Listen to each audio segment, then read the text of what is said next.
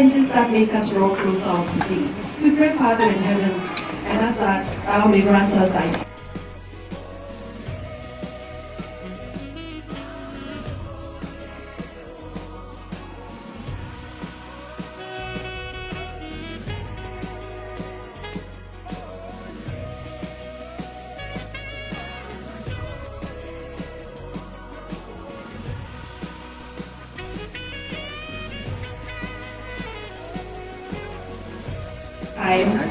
I have to go on for the introductions, and so I have done that. I'm going to go to the opening remarks, and it's obvious for us in the TUC, one leader is the chairperson of the TUC.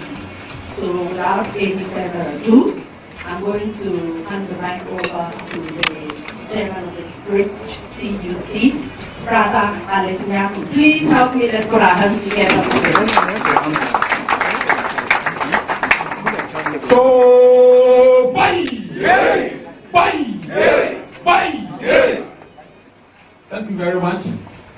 And on behalf of the Executive Committee and the TUC, I want to warmly welcome fellow colleagues and comrades at TUC level. We say comrades to the whole of TUC. I have always said that if political parties will link up with labor, there wouldn't be anything like labor going on fire. Because once we understand ourselves and then we judge all, because the country is for all of us, and nobody will want to see the country into any sort of chaos. Once that understanding is there, we can rest assured that we can have that peaceful environment where strife will be thing of the past. And I think this is the beginning of what we want to expect. And so, without wasting my time, I want to welcome you. I know we're going to have very fruitful discussions, and at the end of the day, it is going to be for the betterment of our country, Ghana. Thank you all very much. And so, we want to ask Secretary General Dr. Yabang to give us the welcome address.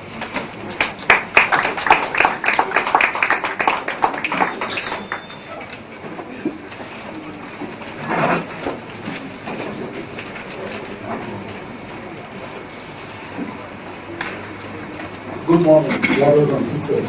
Good morning. Brother Chairman, Your Excellency, Comrade John Mahama, the General Secretary of NDC, my brother BPKT, and all protocols.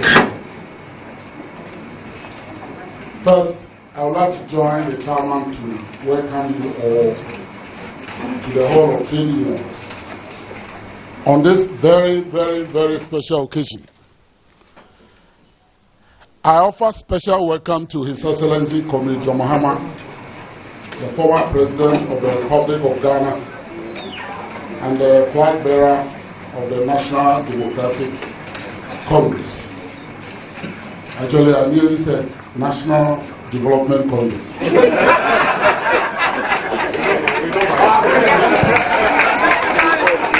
That is better. Now this work, is it not? So I think it's a National Development Congress.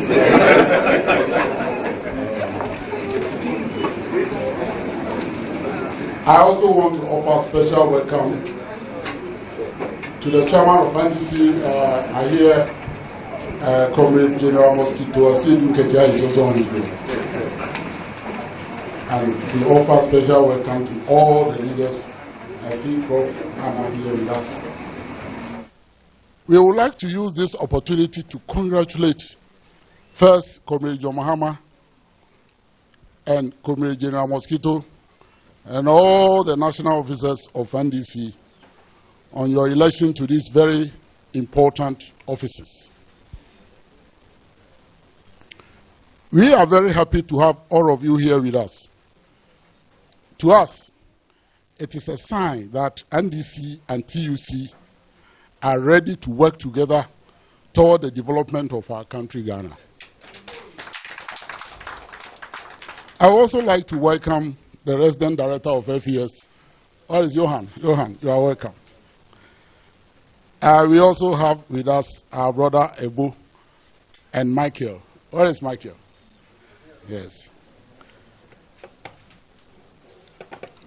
Brother Ebu, Brother Ima, and of course, their director, we welcome you especially because you have been supporting us in these activities to bring together these two important organizations, TUC and NDC. We have been talking about this, Johan, you remember? We have been talking about strengthening the relationship between the three organizations. FES is a social democratic organization. NDC is a social democratic organization. And of course, TUC is also a social democratic organization. So we have a lot in common. I remember when Comrade Mahama came to our General Council, I think it was 2020 or so, when he said TUC and NDC are natural allies. Yes, yes. Today, all the three organizations, FES, NDC, and TUC, we are here together. And that is very beautiful. It is the beginning of great things to come. Because, you know, we share the same values and principles as far as governance and human development are concerned. We all believe in support for vulnerable people in society because we recognize that all fingers, as we say in Ghana, all fingers are not the same. Some fingers are bigger and longer than others, but that doesn't make them more important because they have to work together to give us the dexterity we have. We also believe, the three organizations all believe in social and economic justice. We believe in solidarity. We believe in unity. And we believe in cooperation and fairness. Again, let me thank some of the comrades who have made this important meeting possible. And I would like to first single out my comrade Ambassador Samyale. He's here with us. Our comrade Sylvester Mensah. Comrade Prosper Huetu.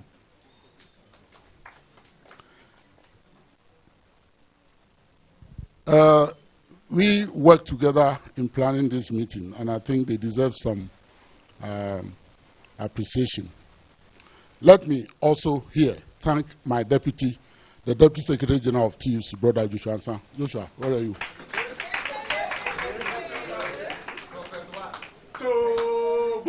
Hey. Once I say, Joshua, we have a meeting with NDC, make sure it happens. It happens. You know, and we also thank the researchers who have really been helpful in preparing our manifesto, and other members of staff who work tirelessly.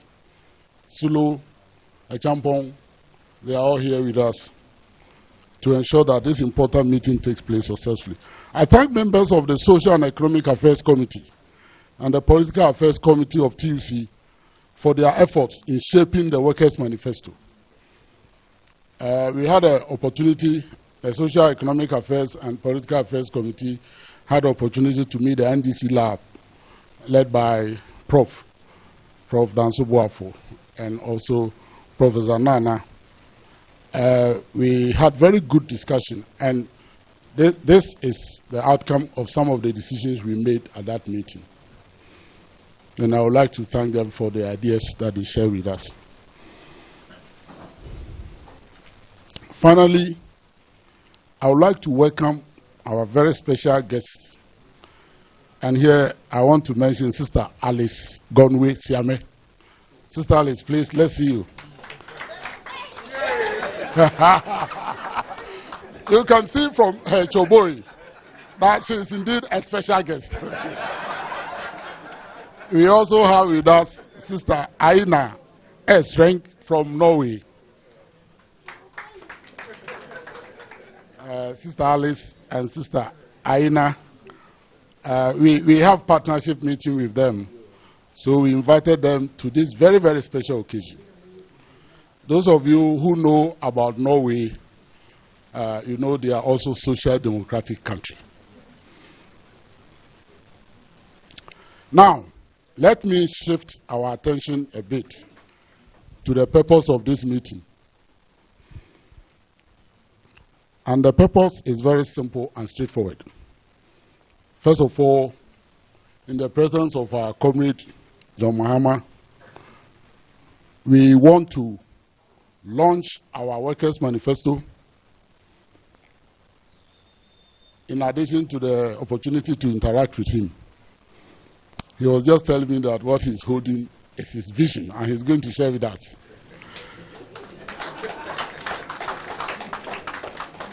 And I think that interaction is going to be useful. So I was telling Comrade Mahama that we are going to give you enough time to share with us your.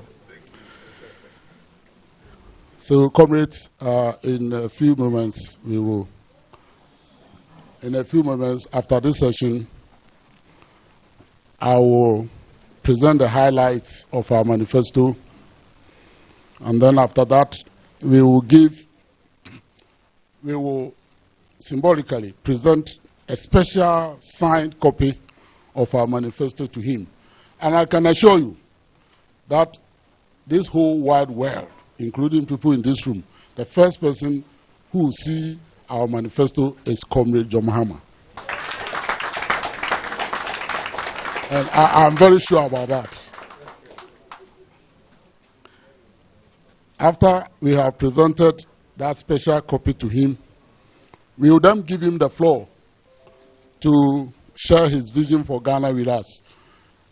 And I think this is a very special day for us too, because we may be among the first to know what he's going to do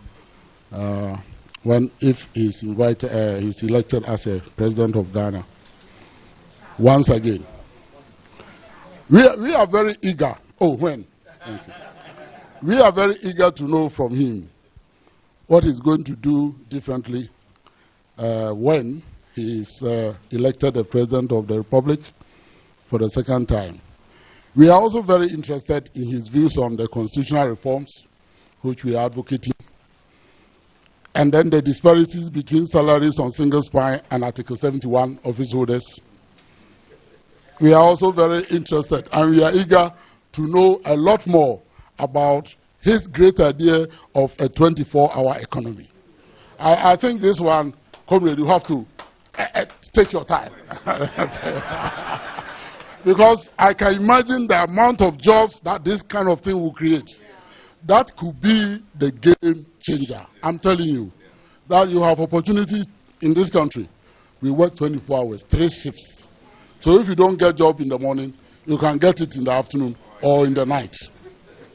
So where are the young people? Get ready for jobs. I think, and I mean it, I think this is a great idea that was lying somewhere and we never discovered. And we will be eager to hear a lot more about it.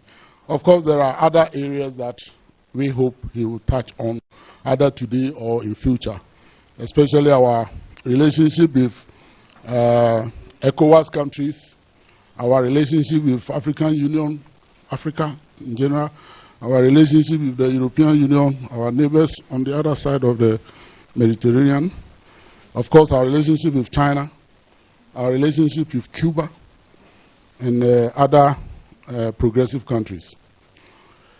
We are also very interested in his views on Ghana's preparedness for disasters, especially what is happening to our compatriots in Volta and parts of Eastern region.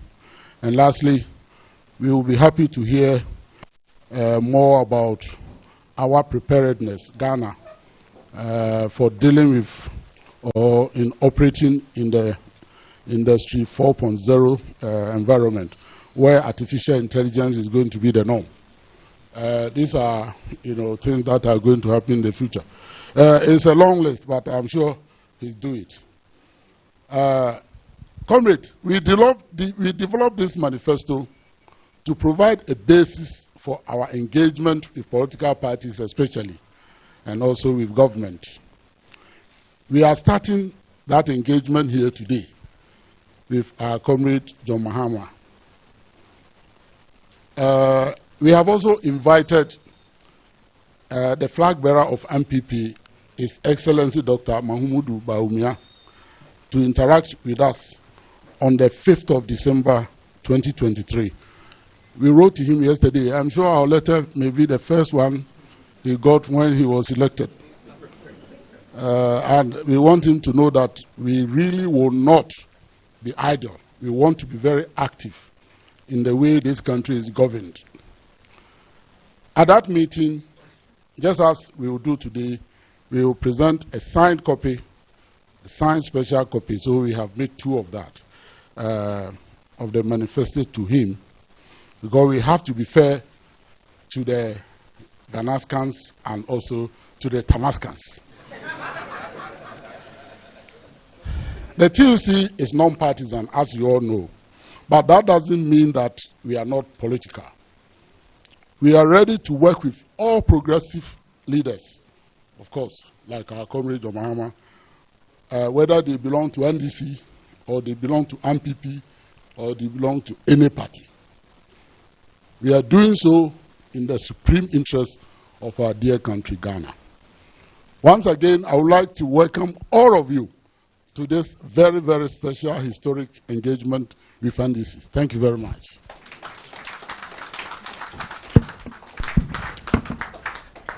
Thank you very much, Brother Ezzy. Shall we give to him once again? And like I said, if the political parties were aligned with the unions, there will be no chaos in the country. And so that is the beginning. This is the beginning. All right. Shall we invite Brother Ebu Mensah from FES? Joboy. Joboy. Good morning, comrades. First of all, permit me to stand on the protocols established by Dr. Yaoba. I bring you warm greetings from the Friedrich Ebert Stiftung, FES for short.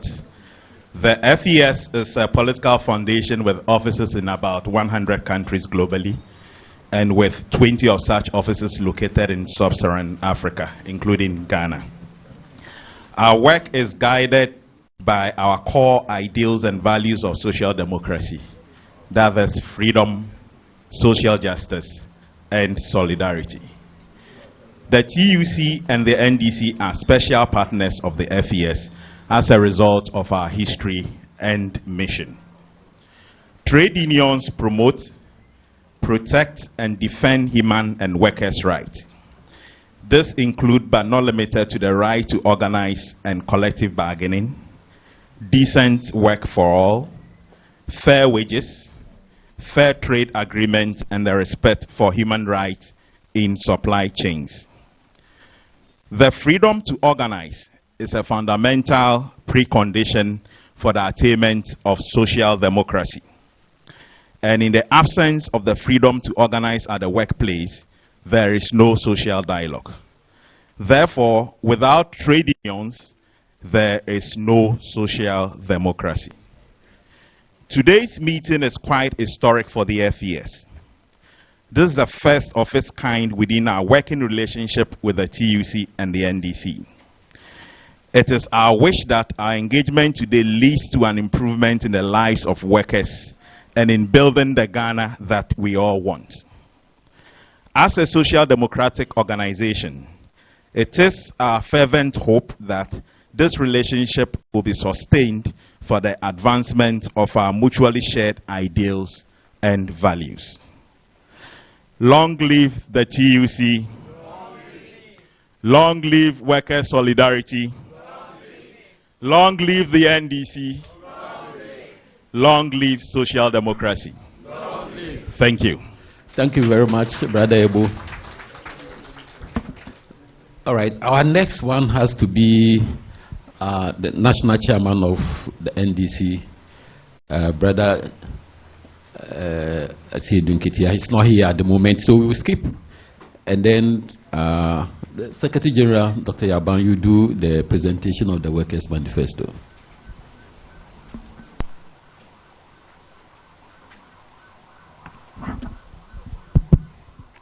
Oh boy! We gonna roll, we gonna roll, roll, we gonna roll. We gonna roll, we gonna roll, we gonna roll, we gonna roll, we gonna roll the union on. We gonna roll, we gonna roll, we gonna roll, we gonna roll, we gonna roll, we gonna roll the union on. We gonna roll, we gonna roll, we gonna roll, we gonna roll the union on. Thank you very much. We gonna roll it over them. We gonna roll it over them. We gonna roll it over them when the bus is on the way. We gonna roll it over them. Roll the union on. Yes, yes, yeah. I signaled the deputy to leave it at the short version. And then we hear somebody. I hope this mic is working. Okay, comrades. I'm going to use the next couple of minutes to give you some highlights of the Workers' Manifesto. This is all part of the launch. And then, after that, the chairman of TUC will join me, and then we will present the special copy to our comrade Mahama, and then we will give him the floor to share with us his vision. And then we are hoping that after that, we will do some interaction in the form of discussions, ideas, questions. So let me start. First, this is the first time that TUC, as the MC said, has decided to come up with our own manifesto. This is our vision for Ghana, and we are calling it Workers' Manifesto. We believe that we are talking on behalf of all workers of Ghana. And as a saying goes, the voice of the people is the voice of God. And we expect our political leaders to listen to the voice of God. So I have the privilege and the honor to present the highlights of the Workers' Manifesto to you, especially to the flag bearer of NDC, one of the greatest parties in our country today.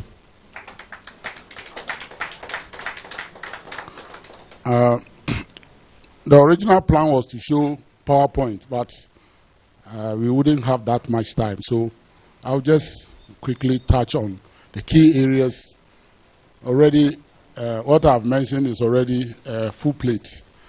But we will now go on to share with you our vision for this country.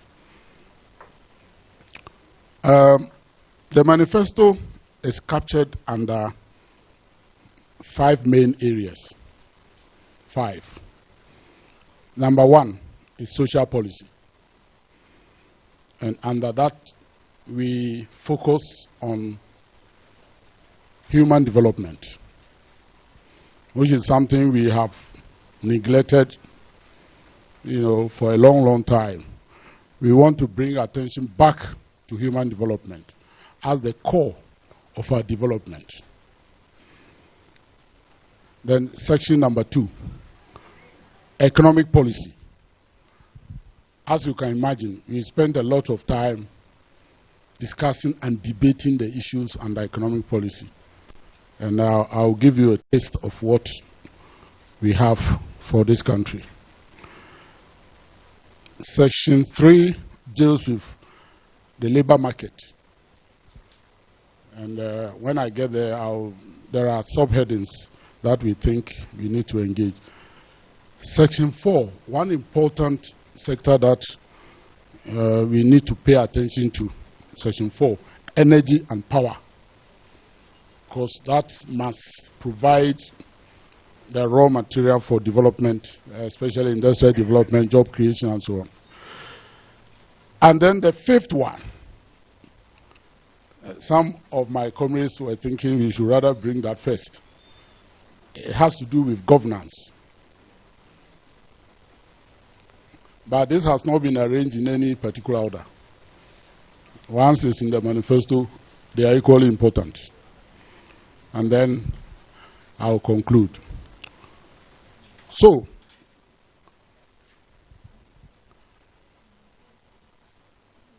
you find in the introduction of the manifesto that the TUC envisions a society for Ghana where every citizen is recognized and every citizen has his or her rights respected by all, including by people in government.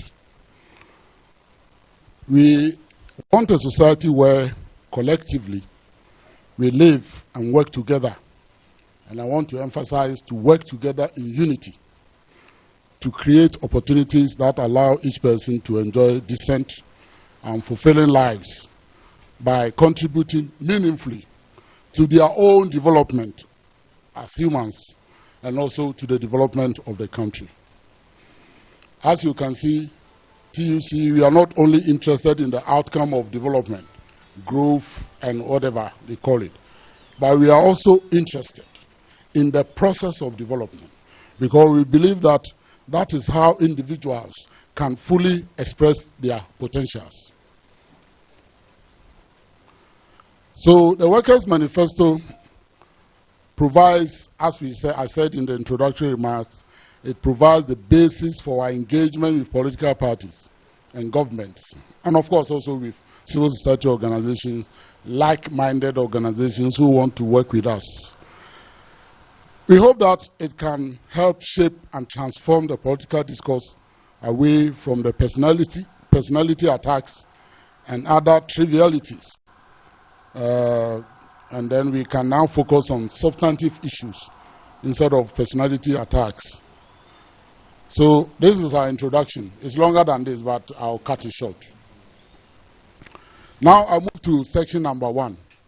The first policy area in our manifesto is about social policy. And here we are focusing on human development. So I'll just highlight a number of key areas that we are ready to engage on. And I want to emphasize that the manifesto is not prescriptive. It is not giving, this is what the solution is. We don't have that. We believe that all of us must come together and discuss the future of this country. No one person has the solution. Our problems are so complex that the solution you prescribe today may be outdated tomorrow. So the dialogue must be constant. And here I want to really thank our comrades from Norway who have been supporting our work in social dialogue. And this is what we believe in. We believe in social partnership, we believe in social dialogue. And it must be constant. So I want to emphasize that we are not prescribing straightforward solutions to our problems. We don't have that. What we have is that we can engage. And this manifesto is the basis from our side for the engagement. So let me quickly go through a number of areas under human development that we want to have discussions or dialogue on. First, food security. We cannot believe that this country is still food insecure. We have to eat well. I mean, that is the basic thing. At the end of the day, we will die. But whilst we are alive, we should eat well. Everybody, every Ghanaian must eat well. I mean, when you get up and you are moving, you know you are okay. But that is not the situation. I can't believe it. When I started reading about this food, nutrition, and so on, that Ghanaians cannot eat well. So all the rest for me is residual. The thing is food. Then affordable housing. We should sleep well. Even children, if they don't sleep well, they don't grow to the height that God gave them. It's true. Then sanitation. I was shocked that only 25% of Ghanaians have access to adequate sanitation. I don't want to say many things about sanitation. They are disgraceful. Then access to water. These 4 areas are so basic that I wonder why after 66 years of Ghana's independence we are still talking about these kind of things. It means we have missed our way and we have to go back. Then I move on. The others. One is education and training. Those of you who have lived in economically advanced countries, you will know that it's so peaceful when you live in countries where everybody has been well educated. Life is different. Therefore, education is key. Then access to affordable healthcare service. And here I want to emphasize mental health. We seem not to care about our brothers and sisters, our compatriots who are suffering from mental derangement. And I think we have to pay some attention there. Then we need to, and this one we have no excuse, we have to avoid maternal and infant mobility and mortality. We have to eradicate malaria. Malaria has been here for too long. We have to improve safety on our roads. This year alone, I don't know how many thousands of people have died. Our roads are worse than war zones in some places. So you see, the pastors and so on, that is their field of operation. Because you have to pray before you move. And then, comrade, we have to improve our national security. We know what is going on around us. And here we want to emphasize the role of the Ghana Police Service. In countries where they care about security, you have one police officer for maybe 200 people, or even less in some countries. Even in America of almost 360 million, there is one police officer to about 230 people also. In Ghana, there is one police officer for 1,500 of us. How can one police officer take care of 1,500? That's why you see all the indiscipline everywhere. That small number also, they spend so much of their time on our city roads, checking trivial things.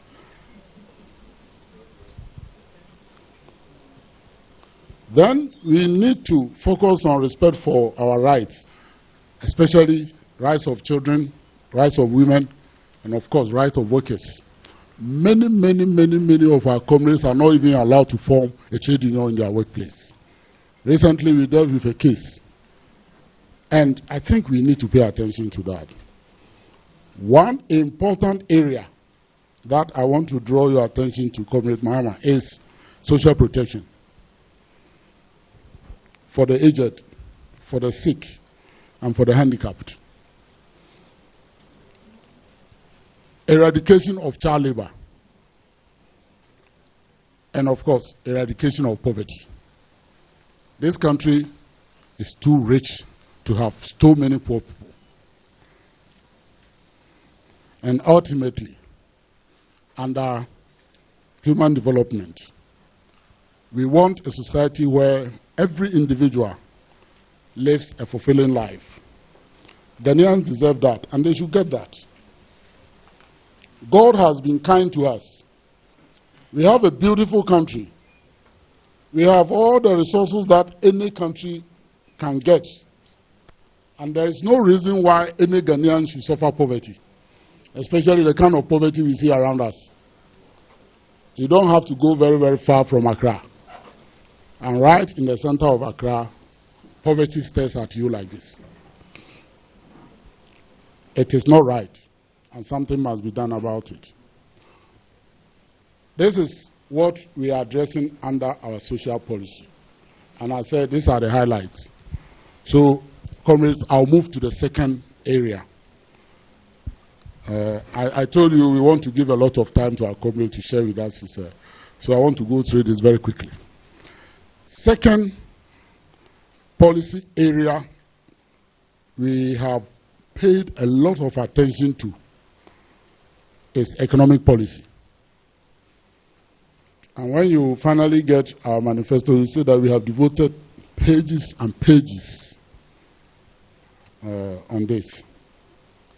So under economic policy, I will discuss a number of subheadings.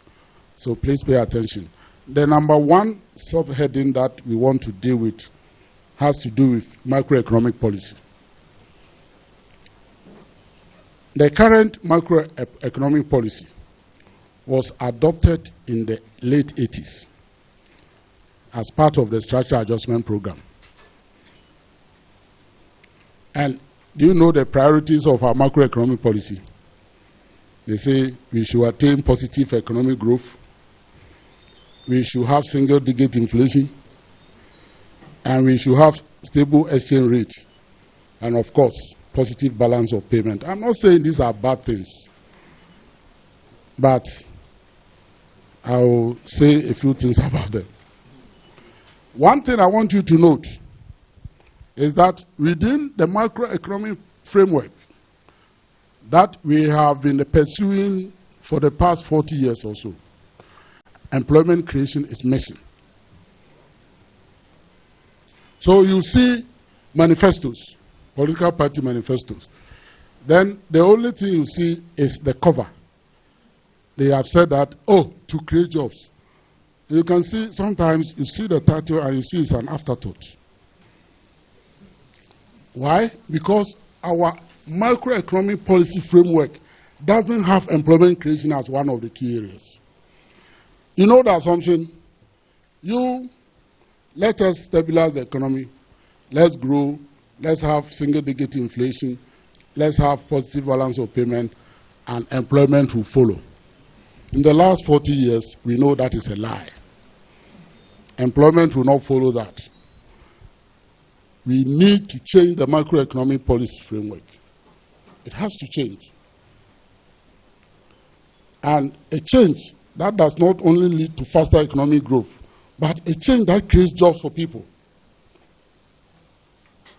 Macroeconomic policy must focus on addressing the employment challenge through sectoral diversification, upgrading of human capacities, and improving public infrastructure to ensure equity in standards of living for all Ghanaians.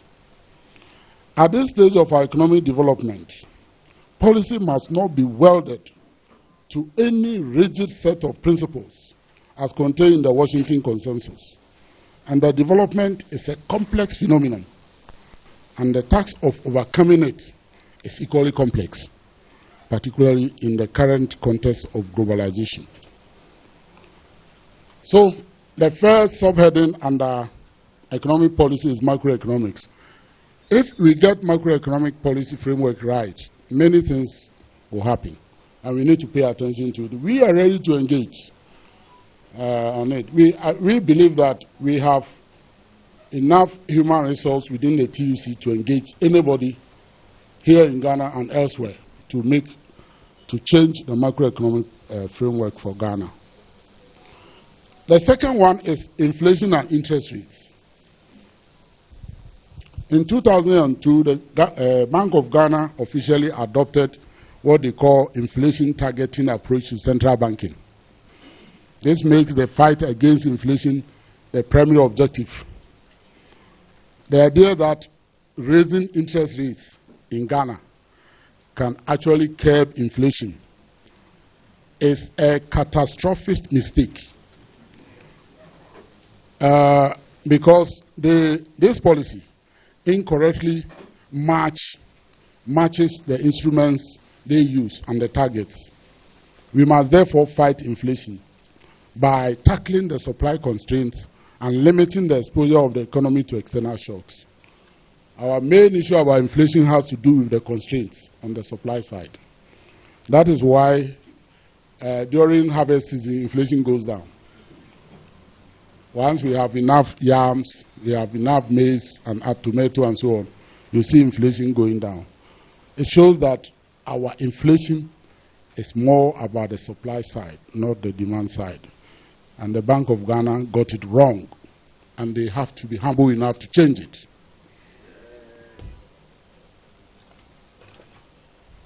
I will end on this inflation and move on to the third subheading.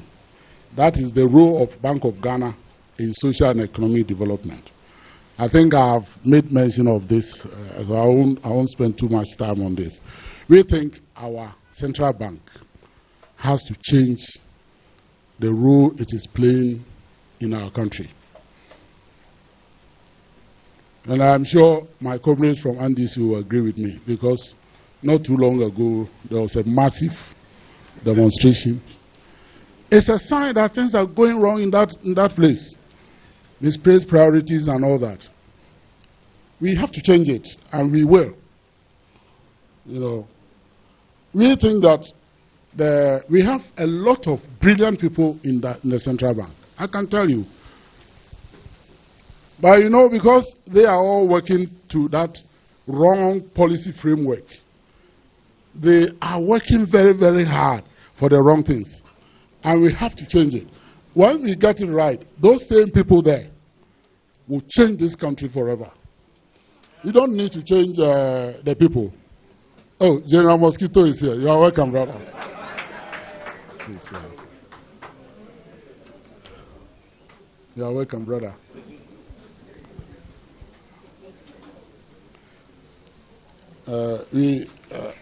Currently, I'm presenting the key elements of our manifesto, and we'll be through in the next few minutes. I think I've said enough about Bank of Ghana. What we saw, the demonstration by honorable people, under normal circumstances, they are in coat, like he's in coat now. But they took their coats, they wear the red bands and T-shirts for a reason. And that reason is that let's change the way our central bank operates. It's as simple as that. You don't need to read too much about this. They went there and they did what they should, and I think the message is clear. Now, what it means is that if or when NDC comes to power, comrade, we will play your own tape. Oh, when? Okay. We will play that tape where you were talking in a very spirited manner. If you don't do what yeah.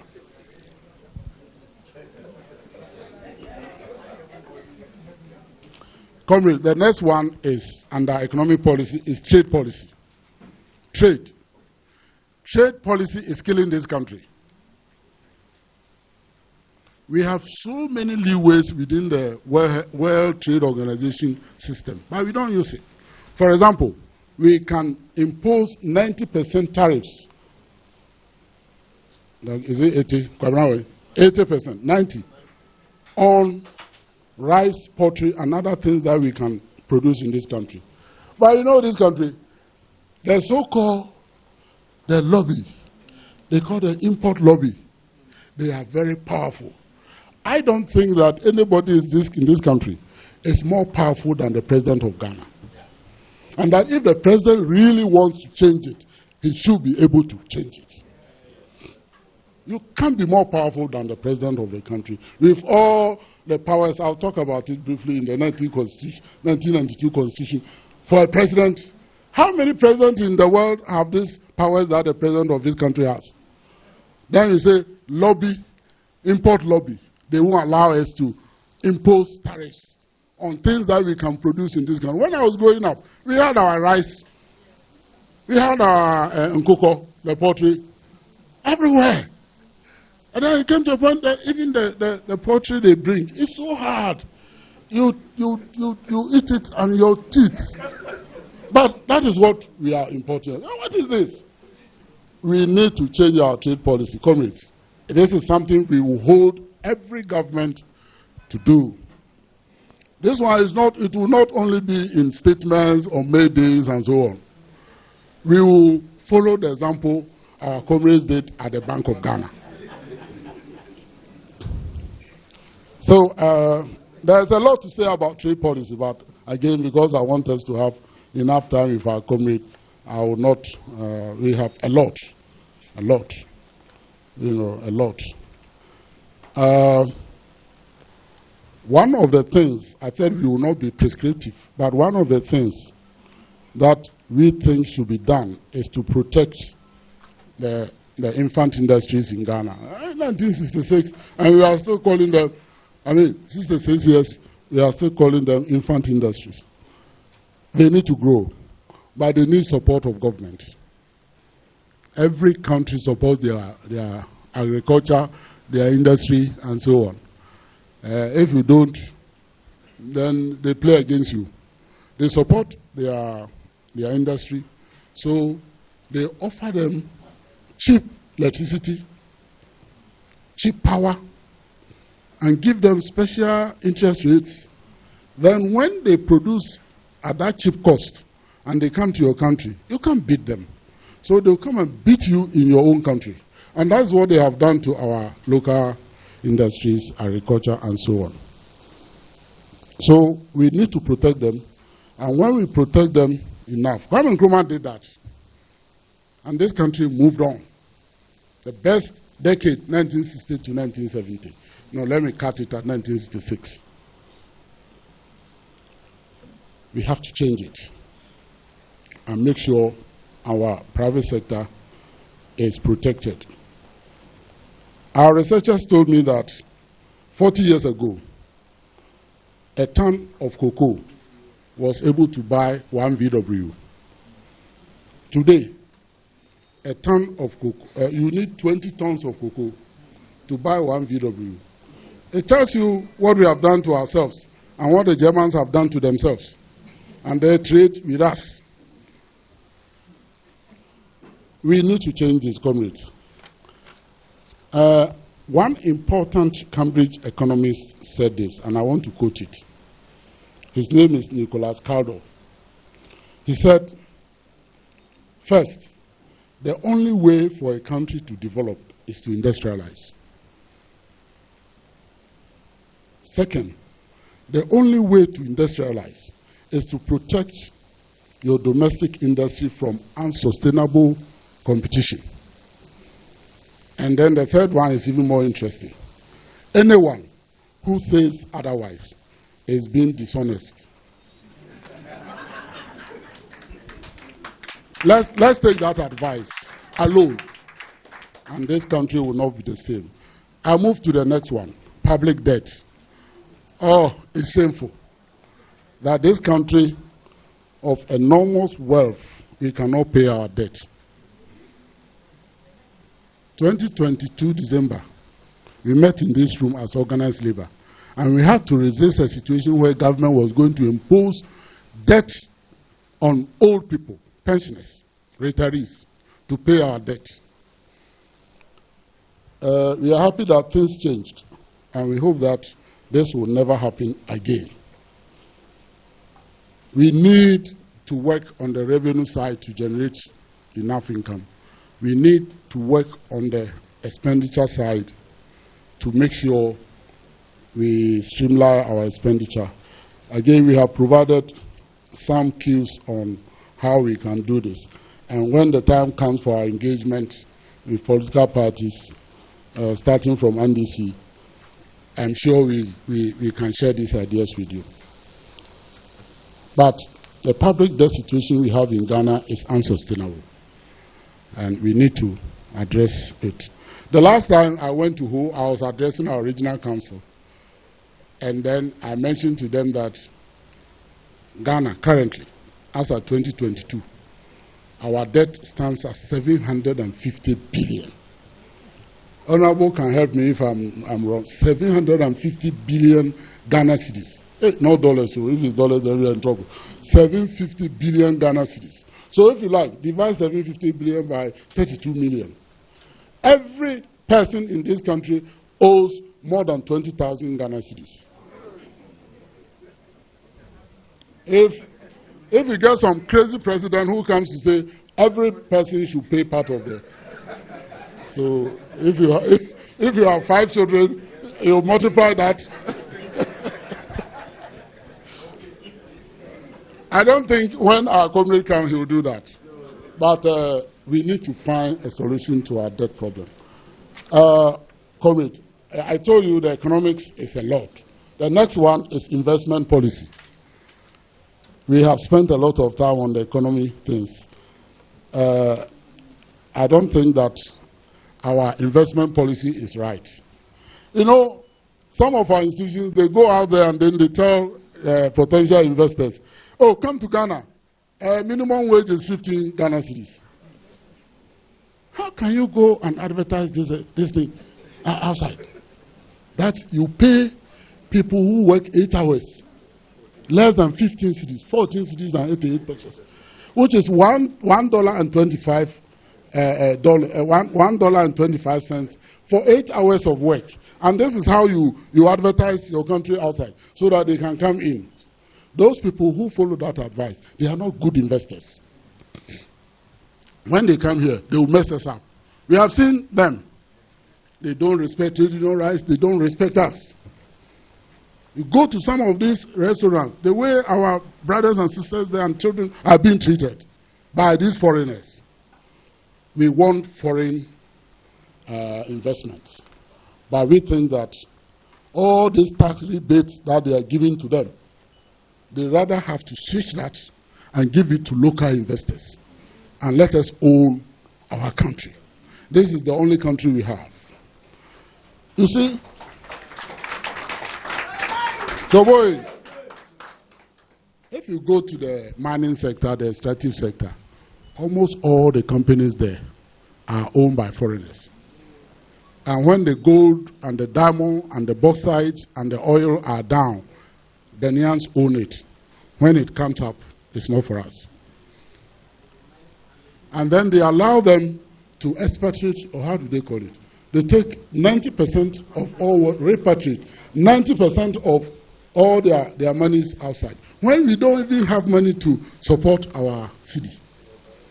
Do you know how much money went out of this country in the last 10 years? Some people estimate it to be $50 billion. You think Ghana is poor? Ghana is a very rich country with poor people.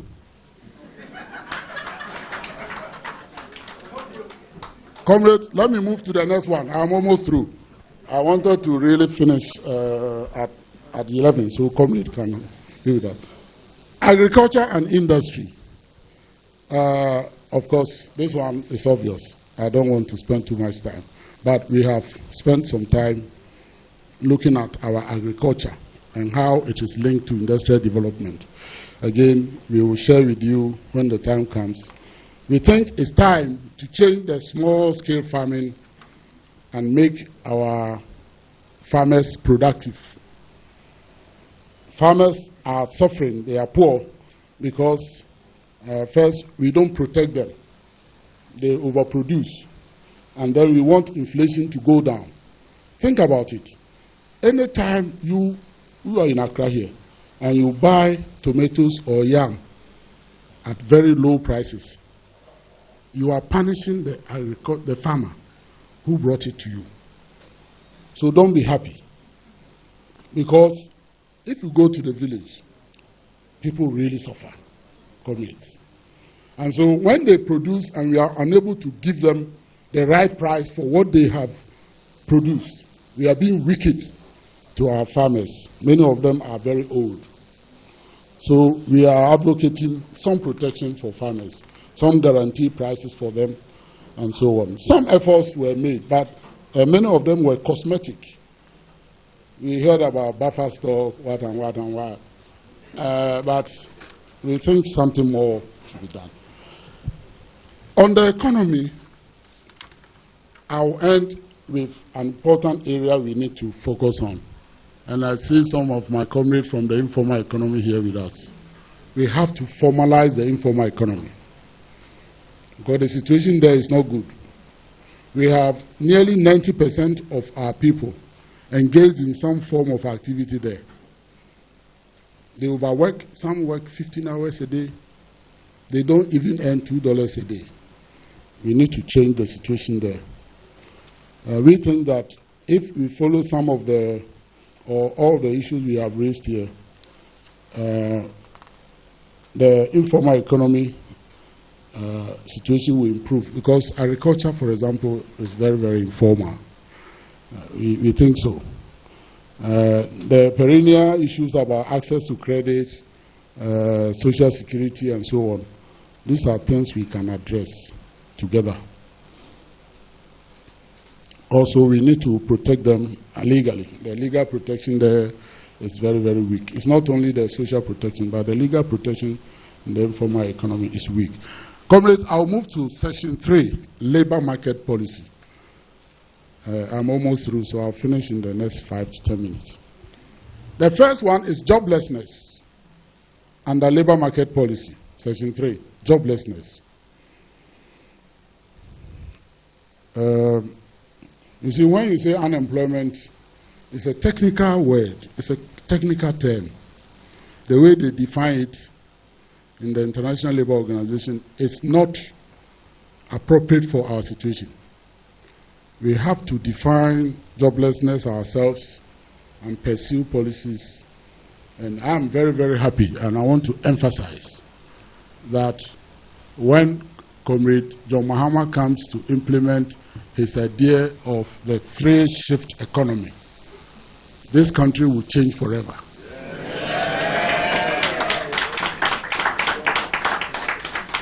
The main issue about labor market has to do with the demand side, the constraints there. As for the supply side, we have more human beings.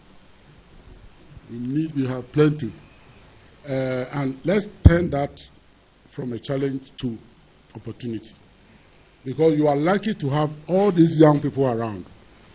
I don't know what percentage of our population are under 35. It could be over 66% or something. That is a blessing. That is not a curse. Because if we really want to develop, they are going to be the ones to develop this country. Now, we here, old people, what can we do again? But the young ones, we have to pay attention. But in this country, young people don't receive the attention they need. It's like you have to struggle through life. Some really struggle. They walk on the desert to Europe. And in Europe, you don't have to be a university graduate. All these boys who finish JSS, when they go to Germany and other countries, they get jobs. So, who said that we cannot create jobs for them here? You don't need to be a university graduate to get a job. If you are a human being with a head on a neck, you should get a job. And that is what we use to measure. Go to America. How many of them have university degrees? But their unemployment rate is now about 4%, 4.5%. Here we don't even know. Why? Because we don't care. And we will make sure the next government cares. And we have a formula which was given to us by our comrades at the Bank of Ghana. We will do it. I'm still on the labor market. Again, we have spent a lot of time and a lot of effort and thinking on employment issues. I want to assure you, TUC, we have some expertise in that area. One other thing we have expertise is wages. And I've already mentioned Article 71 and the single spine in my introductory remarks, so I will not say anything again. We have read the ideas that Comrade Mahama has on this whole Article 71 issues. Then I have also discussed social protection and pensions. So I will leave it at that. But there is something that this government started, and I think praise must be where praise is due. During the COVID, we worked under the social partnership to introduce what we call unemployment insurance. That unemployment insurance, for some reason, it didn't go. So, comrade, it's one area that when you come, we will work together to introduce, because people should not suffer when, for some reason, they lose their jobs. At least you should have your standard of living where it is, if you cannot even improve it until you get a job. So within 1 year or so, after you are unemployed, you must be supported. And the way we design it, and I'm very proud of this because, and I'm not ashamed to say, the Minister for Finance met us, and we were thinking about how to get out of this with special reference to workers. And this idea came from TUC, and he bought into it.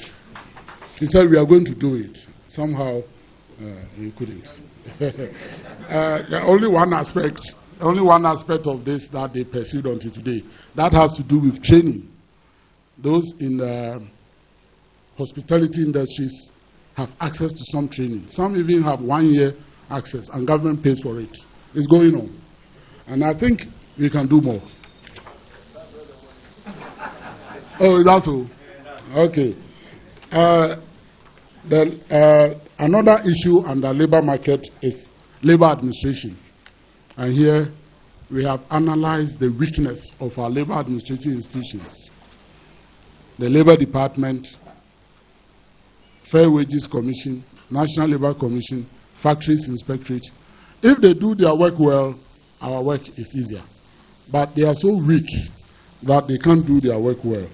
I think we need to empower them to do their job. So we have provided some information. I should say that some efforts are being made now by this government to make sure there are employment centers in all the regions.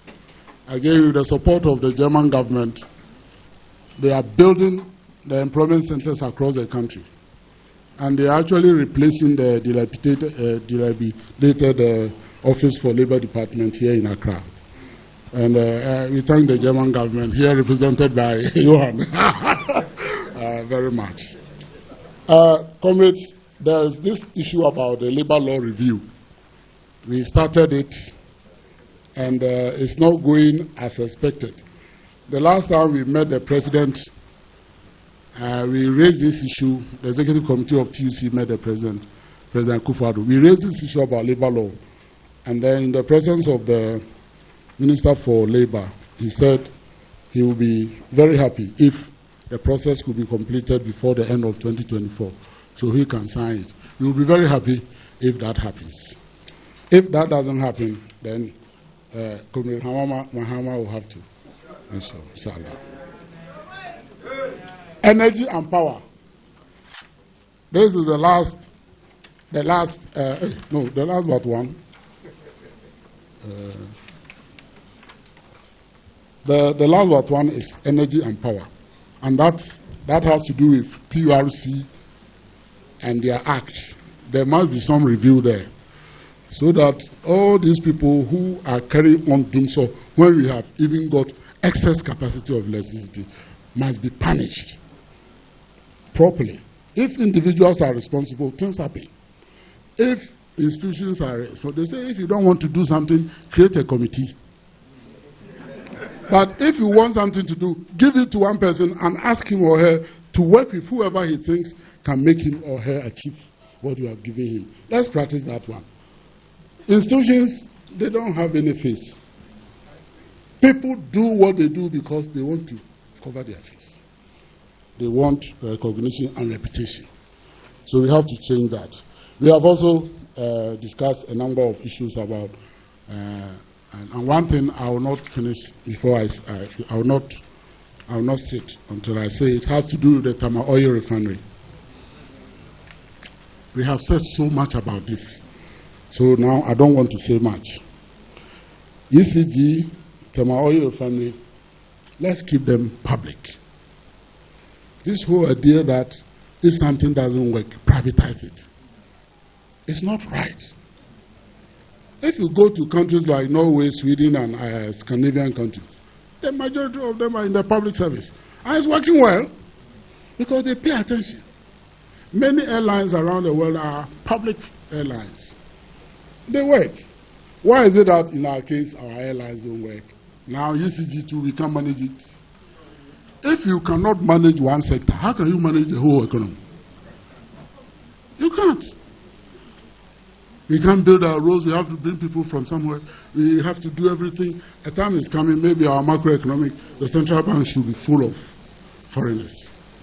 I hear now there are some foreigners sitting there. Comrades, the last one, which was supposed to be the first, has to do with governance.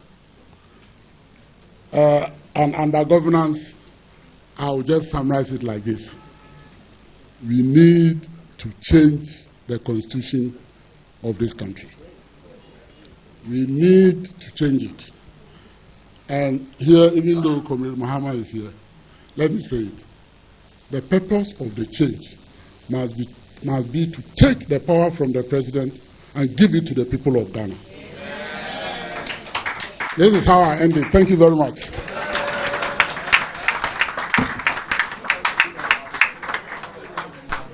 Thank you very much, SG. Can we give to him once again?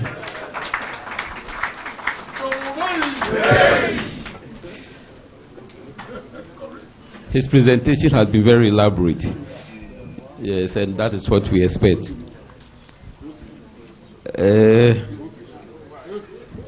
We need to do the presentation, but before that, I want to formally welcome in our midst the chairman of the NDC, Comrade Johnson Asidun Ketia.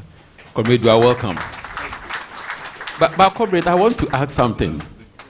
You know, it was General Mosquito. So is it now Chairman Mosquito? Oh, it's Chairman General. All right. Okay. I think we'll move on to the next item by SJ. I think we do the presentation of the manifesto. Yes, so. Yeah, so let's do it. And then after that, Comrade will now tell us, give us his vision. This is the very first copy of this manifesto. And Chairman, I want you to hand over to our Comrade.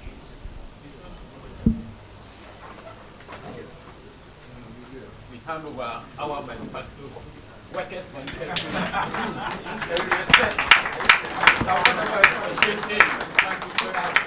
What means the opposition will live and any party in power.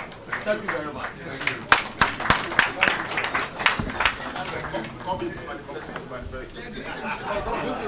This is workers' manifesto.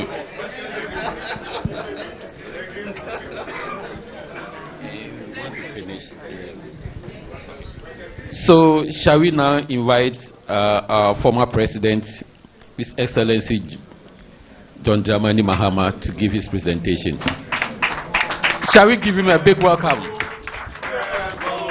Revolution has a long way to go, but has come to stay. Revolution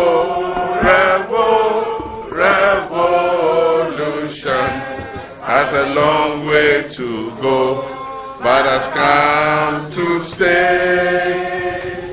Cadence may go, cadence may come, but the revolution has come to stay. Revolution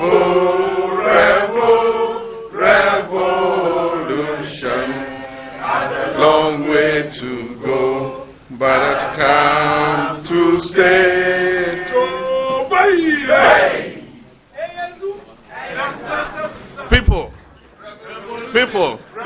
People, action, action.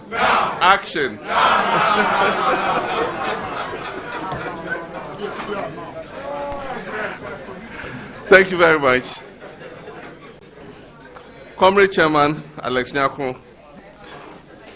Comrade Secretary General Dr. Yaoba, executives and officials of the Ghana Trade Union Congress, our national chairman of the National Democratic Congress, General Secretary of NDC, my brothers and sisters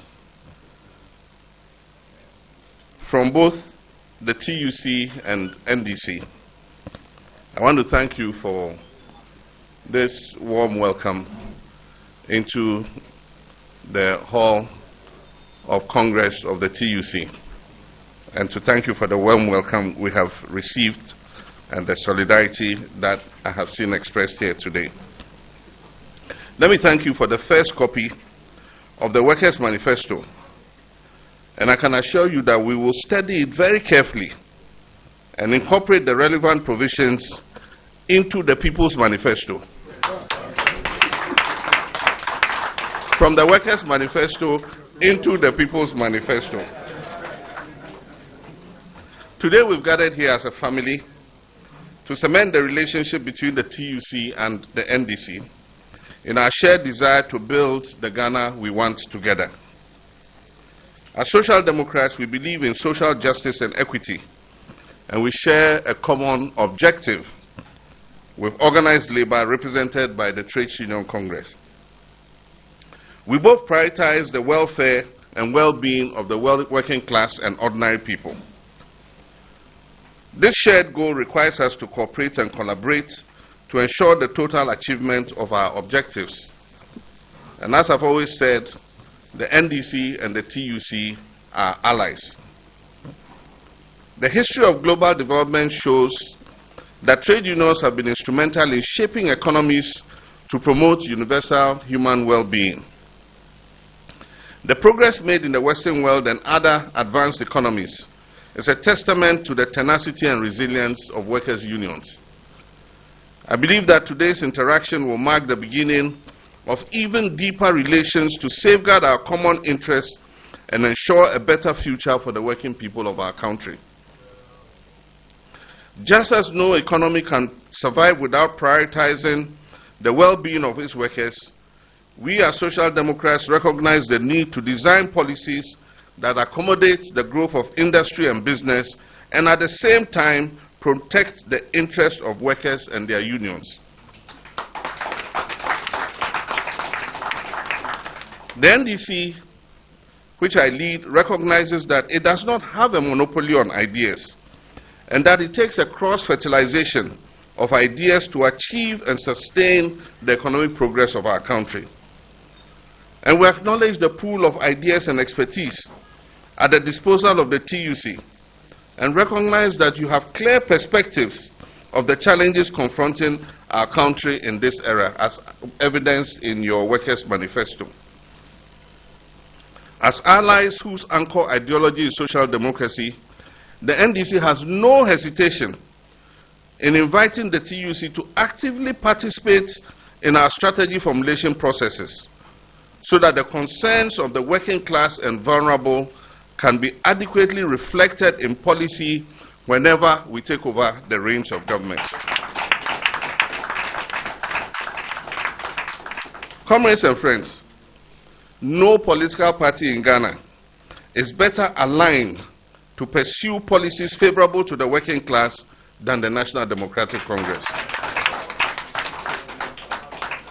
We firmly and openly ascribe to the tenets of social democracy, believing that the state and the markets can work together to ensure economic expansion and equitable sharing of the fruits of economic growth. We understand that our collective well-being as citizens resides in sustained economic growth through high productivity in sectors where we have a comparative advantage.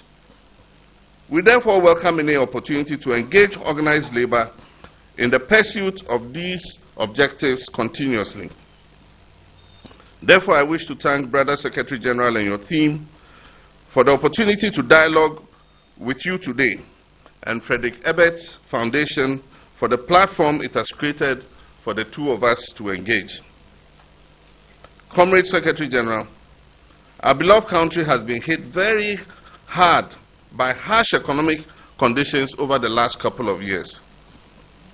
Under this current administration, Ghana has witnessed severe adverse effects due to what we in the NDC and many Ghanaians consider a self-inflicted economic crisis. The high inflation rate, high cost of living, destruction of jobs, debt crisis, and negative impact on investors are some of the effects of this administration's failed policies. The economic crisis has significantly impacted workers and citizens generally. Unemployment rates, particularly amongst the young people, have risen to their highest in recent memory, making it difficult for many to find stable and decent paying jobs. Inflation and exchange rate volatility have eroded workers' purchasing power and have pushed many beyond the poverty line, below the poverty line. The healthcare and education sectors have also been negatively affected with inadequate funding and deteriorating quality of services. Our economy is plagued by high public debt levels, which hinder investments in social and economic development projects. And I give you, for example, in 2016, if you shared the public debt of 120 billion among 30 million Ghanaians, each Ghanaian owed 4,000 Ghana cedis. Today, if you divide the debt of 577 billion by 30 million Ghanaians, all of us sitting here owe 19,000 cedis.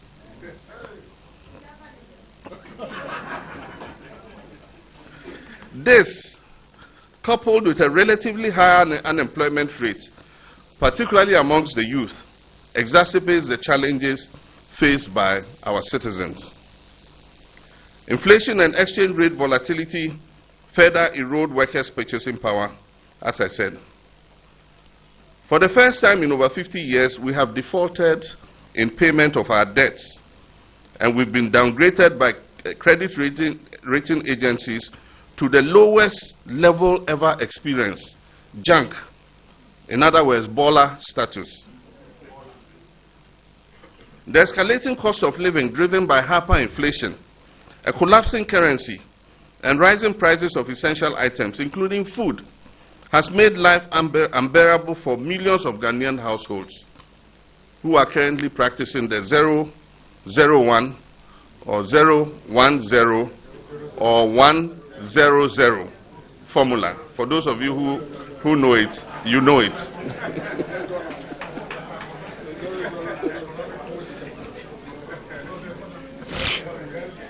Due to the government's debt restructuring program, the working and middle classes face the greatest threat to their livelihoods. The debt exchange has expropriated the interest payments on bonds held by the working and middle classes, affecting many households, including poor pensioners. The poor who are dependent on the working and middle class also now face an uncertain future. According to the World Bank, inflation has pushed as many as 850,000 Ghanaians into poverty in the past 1 year alone.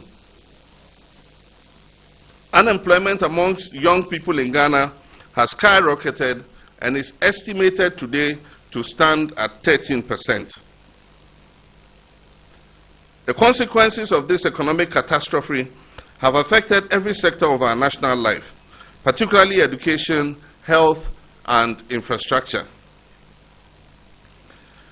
Unfortunately, the government has no grasp of the magnitude of the economic suffering that Ghanaians are going through, and is unwilling to make the necessary adjustments to resolve it. They also appear unprepared to improve the general governance of the country and end corruption, nepotism, politicization, and the weakening of state institutions. They are oblivious to our country's failing state of education and health care and remain fixated on poorly implemented programs that have thrown the sectors into crisis. We also have a president who has run out of ideas on how to solve the economic challenges we find ourselves in, and by his recent declaration his focus and last energies are going to be expended on installing his anointed successor as the next president. Comrades, we could have avoided this unpleasant situation. The signs of this crisis were there for all to see. A conflicted finance minister whose only interest was to borrow endlessly and mar our economy in the quagmire of debt was obvious from as far back as 2019. We could see it coming. A president whose budget was creatively crafted to hide huge liabilities in order to present a favorable economic outturn to the world so that he could borrow more from the international capital market was evident for all to see. Appointment of family and friends into various positions in government, brazen interference to obstruct the fight against corruption, reckless abuse of the public purse, arrogance, and luxury in the conduct of public officers have all been characteristic of this administration since its inception in 2017. It didn't start today. But comrades, it is regrettable for me to note that at such a crucial time in our nation's life, society's moral voice refused to speak up against these unfortunate developments in our democratic governance. NDC was left alone as the solitary voice seeking to hold the government accountable and speaking up for the voiceless Ghanaians. And we were often cast out as spoiled brats who were ranting just because we had lost power. Today, the chickens have come home to roost. And we are all affected. As he said, country broke, country no broke, we all dig inside. There must be an end to this decline and a restoration of stability to the economy so that Ghana's citizens and working people can breathe a sigh of relief and not have their already inadequate incomes eroded further by inflationary pressures. In the last few years, I have been outlining policies that a future NDC government will implement.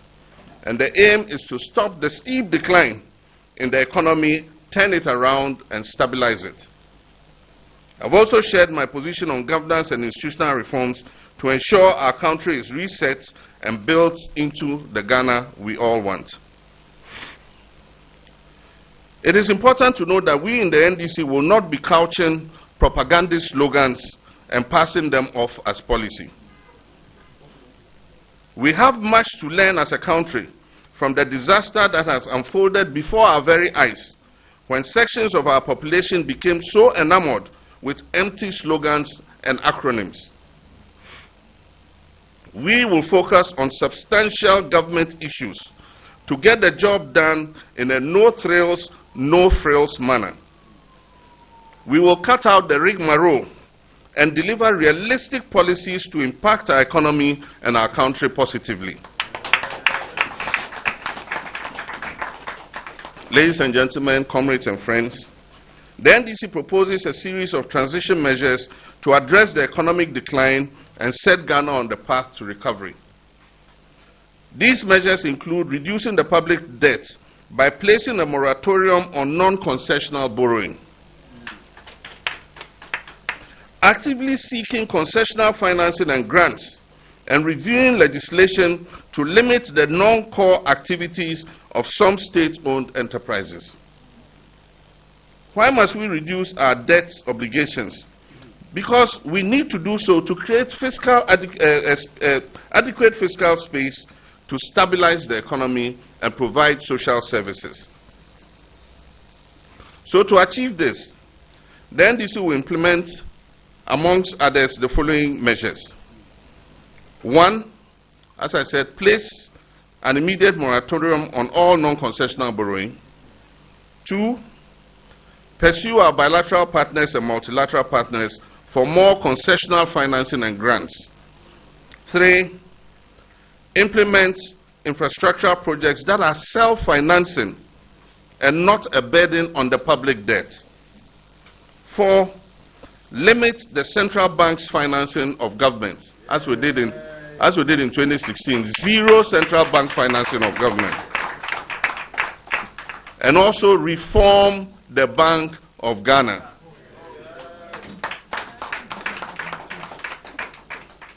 5, tighten legislation to put a cap on debt accumulation and prevent any future reckless finance minister from borrowing, as has been witnessed under this administration. So you put a cap so that some rogue finance minister won't come in future and run up the debt again. And so if we say the debt must be 60% of GDP, every year you must calculate and make sure that you are under 60% of GDP. If the finance minister exceeds it, he will be sanctioned. Sanctioned? Sacked? I meant sacked. Re-establish the sinking fund to smoothen out our debt repayment obligations. When we were in government, we set up a sinking fund to which we committed some of our oil revenues and other revenues so that any debts that were due, we had money to pay. Unfortunately, when this government came, they depleted the sinking fund and left it empty with no buffers to cover themselves. We will stop the collateralization of statutory funds like the GET Fund and the District Assembly's Common Fund. We will review some legislations to limit the financial implications of non-core activities of some state-owned enterprises like the Ghana Cocoa Board and the GMPC. Additionally, we aim to reduce the size and cost of government, tackle corruption, and enforce stricter financial management regulations and guidelines. To this effect, we will reduce the number of ministers and appointees.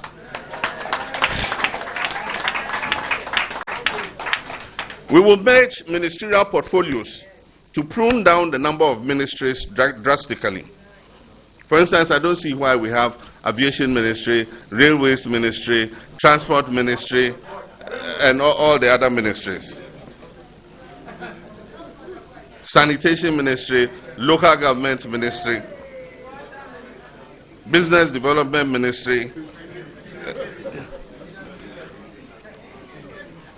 We will reduce waste and cost overruns, institutional borrowing, and breaches in public procurement rules. We will ensure compliance with internal and external financial control systems. We will review, and I'm sure, let me let Secretary General sit down. We will review and eliminate ex gratia in its current form.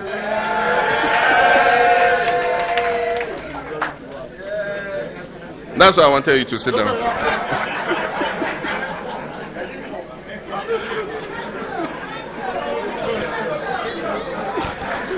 Comrades and friends, we will recalibrate and amalgamate duplicated state agencies. In some cases, there are state agencies doing the same thing.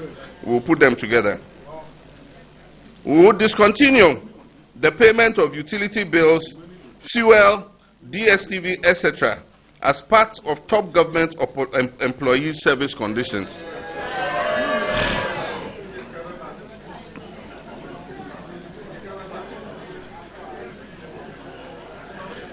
The recent misuse of public funds by government officials demands more creative and stricter measures to prevent further financial losses. Therefore, we will introduce stricter financial management regulations and guidelines to prevent the over 17 billion Ghana cedis that is lost in annual financial irregularities. We will also safeguard the principle of value for money in public procurement by establishing an independent value for money office that will vet any project above a specified ceiling approved by Parliament.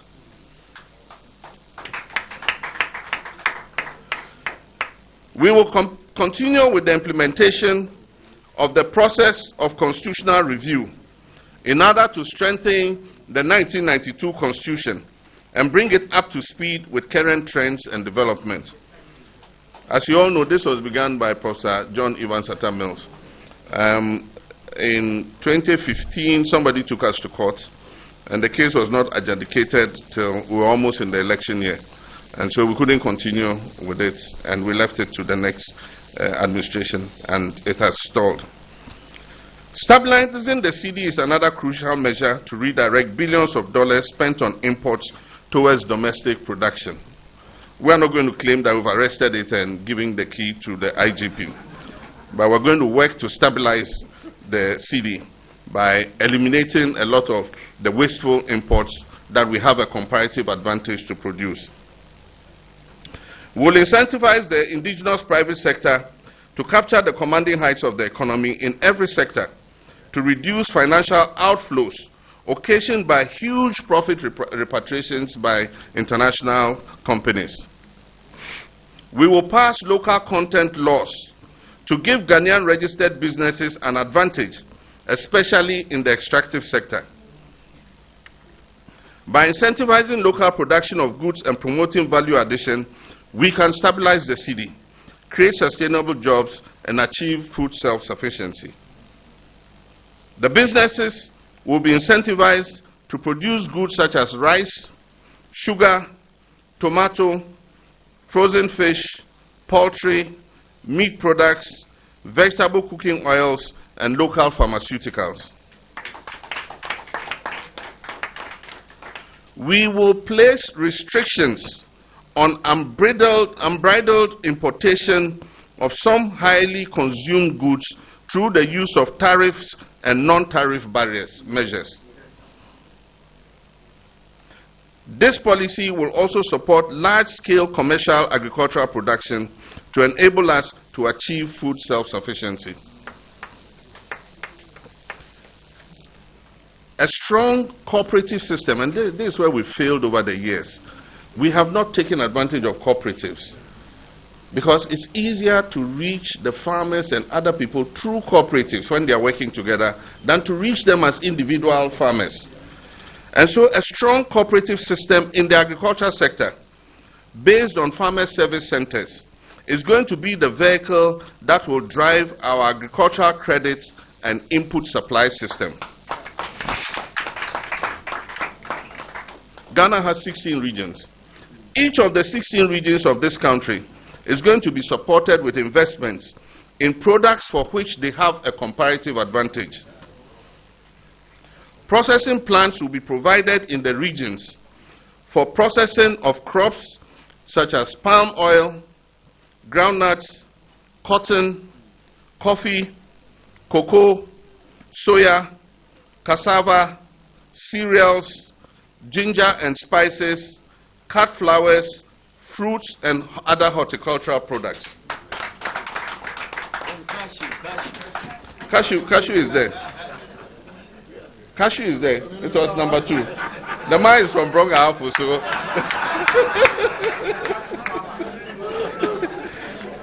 For his benefit, let me go over it again. Palm, cashew, groundnuts, cotton, coffee, cocoa, soya, cassava, cereals, ginger, spices, cut flowers, fruits, and other horticultural products. Somebody shouted Shenat, you're right. We will involve the private sector in our national food buffer stock arrangements to improve efficiency and cut out waste. We will rehabilitate and preserve our remaining forest reserves through revenues received from carbon offsets. Hundreds of thousands of jobs will be created this way in the forestry sector.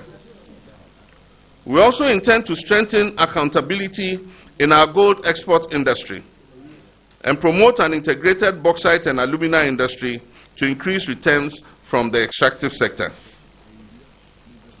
It is widely known and acknowledged that the figures we capture as our gold exports are far lower than the quantity of the metal that leaves our shores.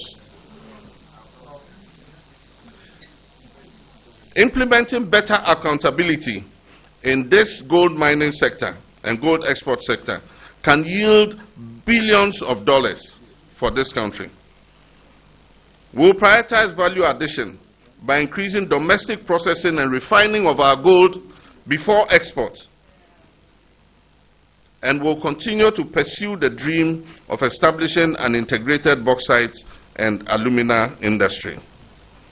Brother Secretary General, I make you a firm pledge that we'll work together and lead a team to revamp and reignite some strategic industries.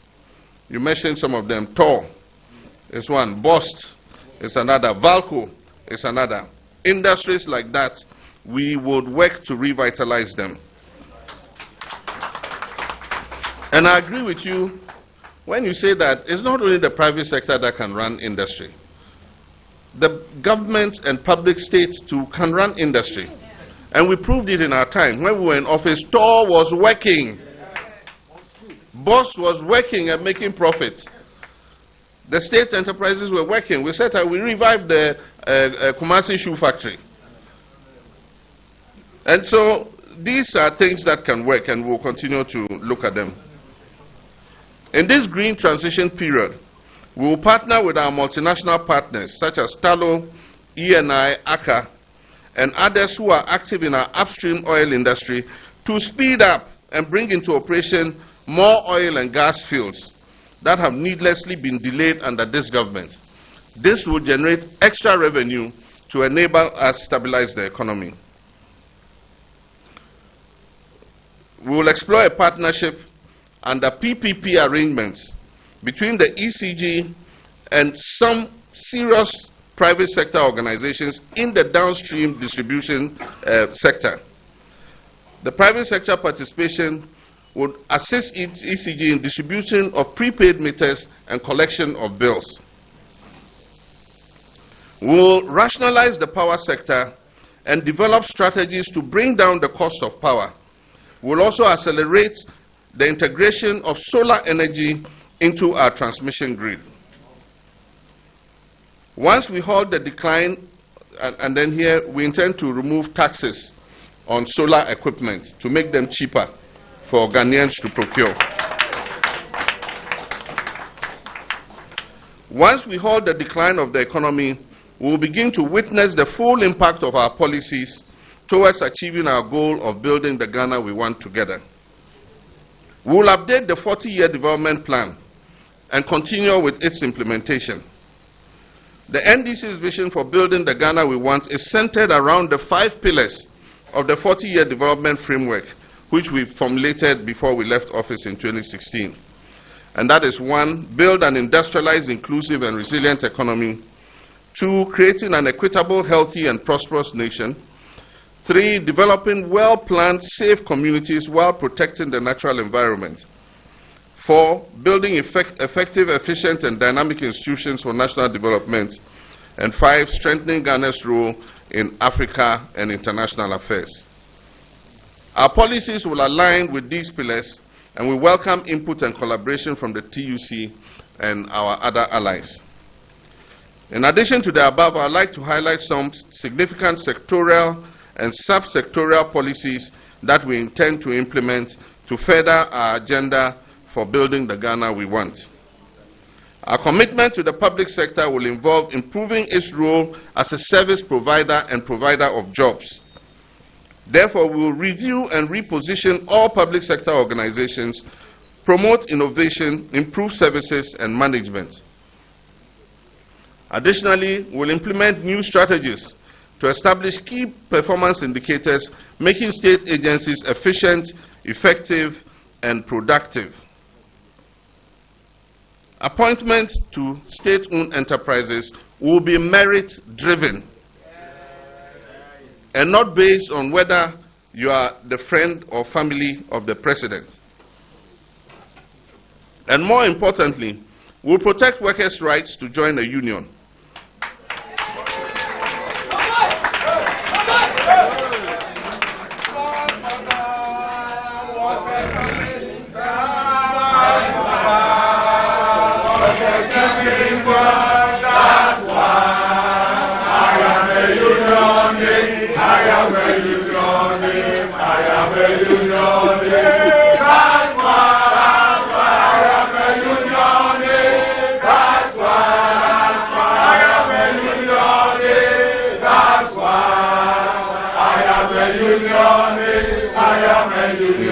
unionist. I am a unionist. Working women. Working women. Thank you very much. Thank you very much for that musical interlude. Let me hit that point again. And more importantly, we will protect workers' rights to join a union.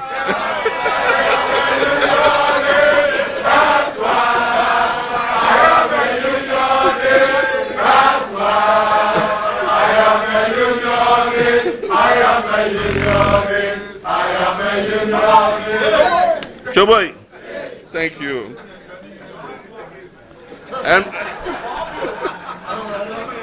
And protect their collective bargaining rights, work safely, and free from harassment.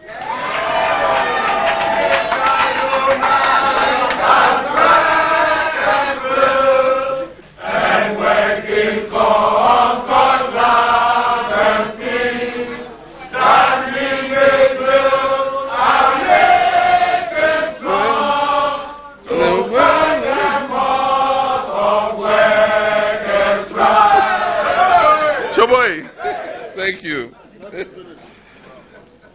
Our commitment to social democratic principles means that we will work to make workers receive fair wages and benefits, be treated with dignity at work, and have fair and equal opportunities for training and promotion. We'll also provide other forms of support as provided for under pieces of legislation related to work safety and workmen's compensation.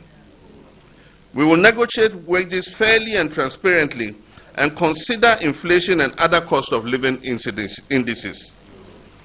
Our focus when it comes to creating decent jobs will be the promotion of public and private partnerships in the construction and manufacturing sectors, agriculture, forestry, and fishery industries.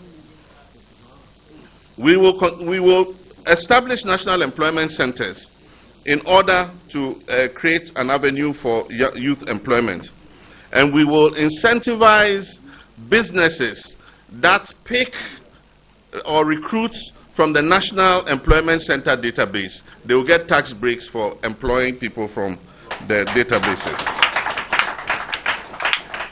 During COVID, we recommended that at times where workers lose their jobs and are unemployed, it should be possible for there to be a scheme where part of their social security savings is paid to them as allowances until they can find another job. And we suggested it, but it fell on deaf ears. Don't sing again, I beg you.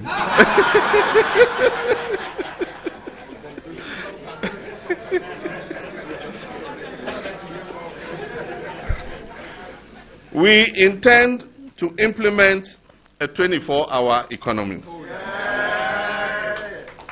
And by this, we will provide incentives in terms of reduction in corporate taxes and other exemptions to businesses that will sign up to the 24-hour economy initiative. And if we remember, in the past, but then we must also look at the security side and make sure that we provide them with security. Because if you remember, in the past, filling stations used to work 24 hours. Unfortunately, armed robbers started attacking them, and because of that, they all closed at about 10 o'clock.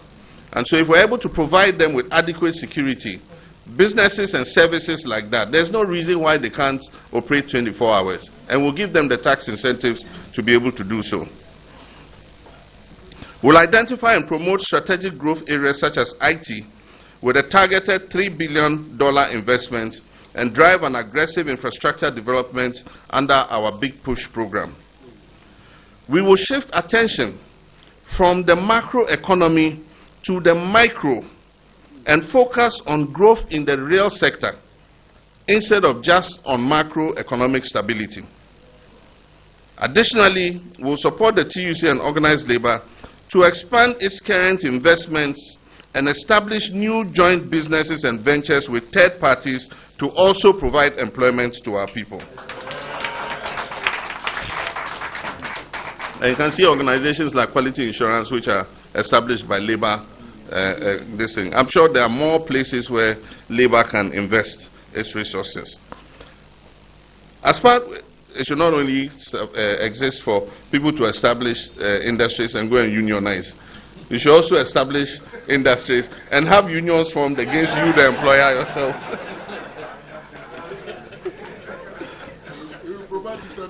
Yeah. As part of our industrial policy, we will develop policies that promote Ghanaian ownership and control of major sectors and encourage a Buy Ghana agenda. The NDC government, in partnership with organized labor, the metropolitan, municipal and district assemblies and the private sector, will implement a social housing scheme that will enable working people to own houses in any district of their choice in their lifetime.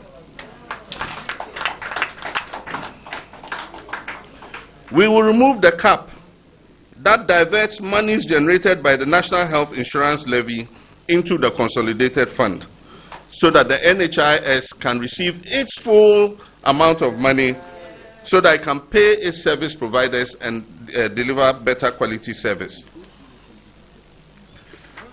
Within the first 100 days of coming into office, we'll convene a stakeholder summit that brings together educationists, experts, teachers, parents, students, and opinion leaders to deliberate on how to improve the implementation of the free SHS system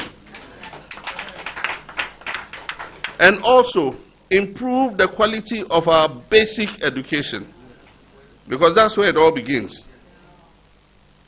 We will return Ghana to the regional exams conducted by the West African Examinations Council so that it will be possible to compare the performance of our children with our English-speaking neighbors in the sub-region. Right now, we write a local Ghana exam. We mark it ourselves. We mark our own script, and we give ourselves high marks, and we tickle ourselves and we are laughing that things are improving. If you don't have any benchmark to compare, how can you tell you are improving? We will promote sports, tourism, and the creative arts as avenues of job creation. We will incentivize the service sector to promote its fast growth and its contribution to GDP.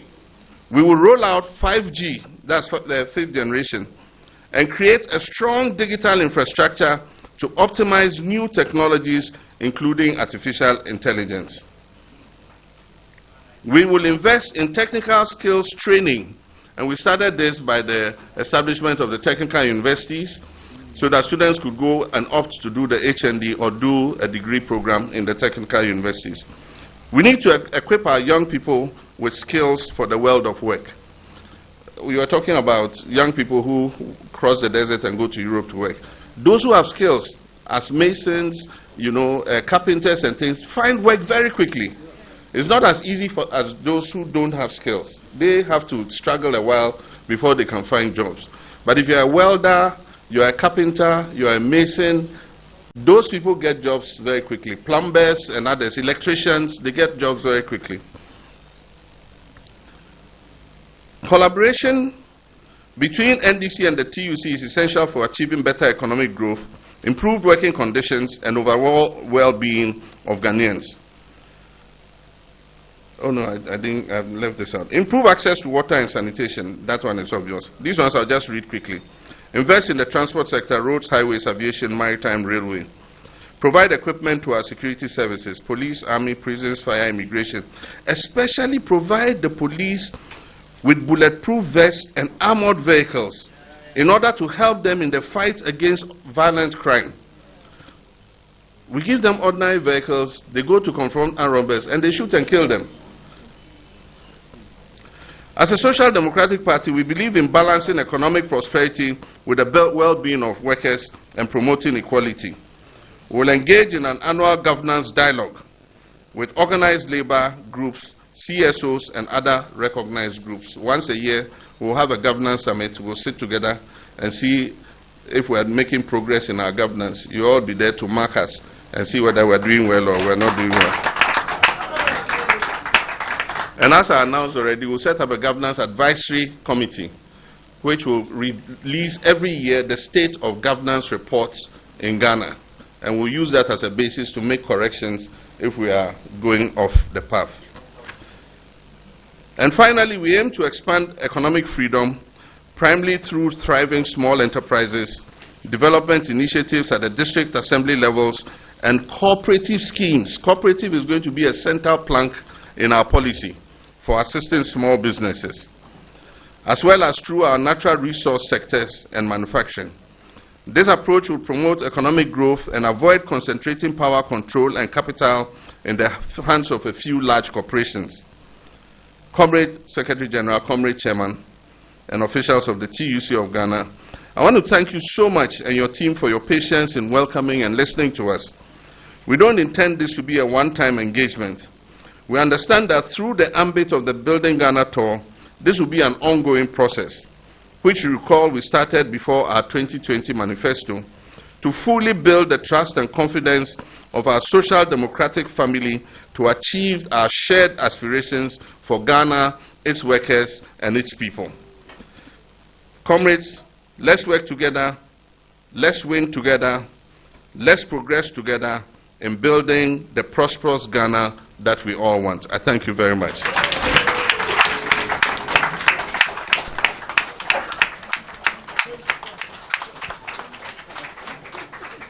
I think we need to do it better. Let's do it better. Let's do it better. Thank you.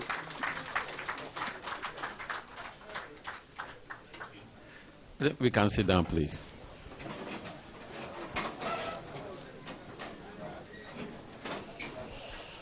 Excellency, thank you very much for your well-delivered speech. We are hoping that if all things go equal and go on well, Ghana will experience all this that has been said here right now. So we move on with the program, and at this stage we have the discussions and the way forward, but I want to give the Secretary General the opportunity to tell us as to the way forward, because time is also fast spent. Thank you very much. Okay, Chairman, thank you very much. Comrades, I think we will end here. What we are going to do is this. We are taking a copy of the speech. I think this is also a manifesto. But he didn't say that. At least it gives us a taste of what is to come. I told you great things are about to happen. You know, the speech our comrade read and our manifesto, are they different? I don't know. You see, when they say you are social democrat, it means you think alike. So the vision we have for Ghana is the same vision that has brought our friends from Fred Kebet Foundation here for more than 50 years. They have been with us. You know, all the up and downs. And so this tripartite family must continue to work, comrades. So what we will do is this. If you have any issue that you think should be addressed in the manifesto of NDC, please send it to us. Send it to us. We have Social and Economic Affairs Committee and Political Affairs Committee. They are going to work closely with the lab of NDC. And we will want to make sure many of the issues we have discussed here today are going to be part of the plan and the vision for future. So we will publish where you can send your advice or your suggestion or view on our website. And if you go to GhanaTUC.org, you'll see that link. Where is Fred? Please, let's make sure by tomorrow it's there. So when people go, they can just push it there. And we will send it through our Social and Economic Affairs Committee to the NDC committee, the lab, which is preparing the manifesto. So, comrades, that is the way forward. What we want is to have our manifesto deeply entrenched in how this country is governed. On this note, I would like to read the conclusion of our manifesto. In 2000, Ghana's economy was said to be at crossroads. In 2000. That was the time our economy was facing some turbulence. The value of the cedis was falling like stone thrown from heaven. Inflation and cost of living were rising and Ghanaians were suffering. This was 2000. And we understood the crossroads to mean that where Ghana was at the time, any miscalculated move could send the country in the wrong direction. No wonder President Kufuor at the time declared Ghana a heavily indebted poor country. When he was elected president, this rich country was declared highly indebted poor country. Today, Ghana is not at crossroads. Rather, the country is actually standing at the edge of a cliff. Therefore, any move in the wrong direction could send the country down the cliff, and we may not survive the fall. Obviously, something went wrong in our economic management. That is why we are where we are today. We have to change direction and move away from the cliff by any means possible. We need the hands of every Ghanaian on deck to push Ghana away from the cliff. We have no choice. Every Ghanaian must get involved to save Ghana from economic collapse. And as we said earlier in this manifesto and the speech that our comrade has just read, it means it is the right thing to do, to work together and make sure together we can build a Ghanaian society where every citizen can enjoy a decent and fulfilling life and be proud of this country. We thank you very much for all your patience for listening. We will end here. Where is the MC? You didn't hear what? General Mosquito, you see, there is protocol in all these meetings. Because he came late, he said protocol doesn't allow him to talk. So it's okay. This will not be the first and last. We can assure you we will have all opportunities. We actually gave him the opportunity, but he insisted that protocol doesn't allow that. So we will take it at that. Thank you very much, comrades. Thank you.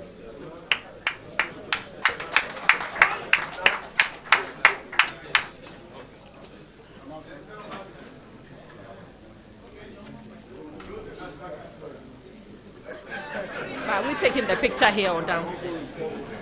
Yeah. So members of the high table and then the lab. Right. Okay. Right. Joboy. Joboy. Joboy. Right. So. No questions. No. We will come back.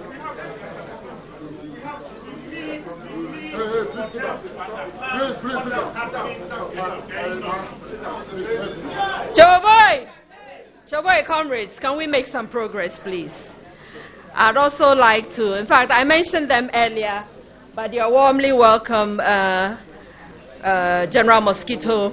We're happy to have you here. I did mention earlier the NDC lab, and the SG has been referring to the lab on a continuous basis. I just want to salute you again, Prof. Dan Soboafo, who is the chairman of the lab, and Prof. Nana Opoku Ajiman. Other members of the lab I'd like to mention quickly before we move on, not in any particular order, but Honorable Sylvester Mensah, Ambassador Sampi Yale, Honorable Nana Oye Bampo, Honorable Joyce Bauer, Mr. Stan Dogbe, Colonel Larry Bevlo-Latte, Ambassador Margaret Clark Kwesi, and Honorable Peter Otokuno. We're happy to be working with you, and we're grateful for your time and the work together. And also to the Political Affairs Committee and then the Social Affairs Committee and Public Affairs Committee. No, Social and Economic Affairs Committee of the TUC. Well, at this juncture, we would, there's an announcement.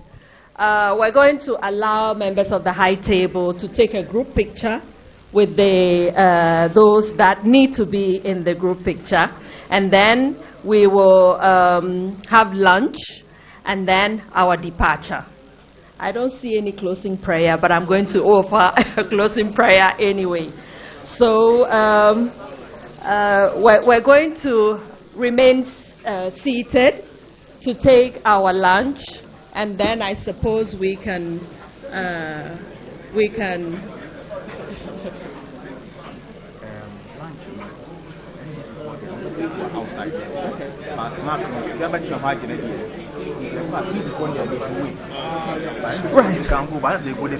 outside.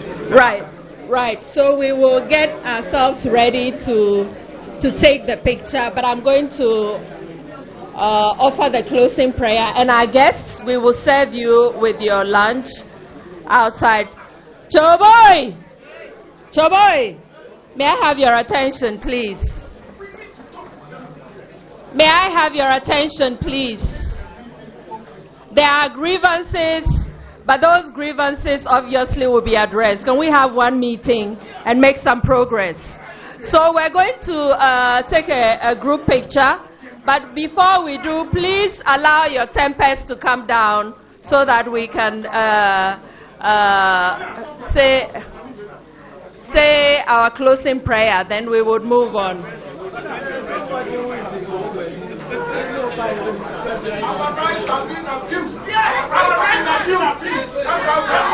So can we make some progress, please? Can we make some progress?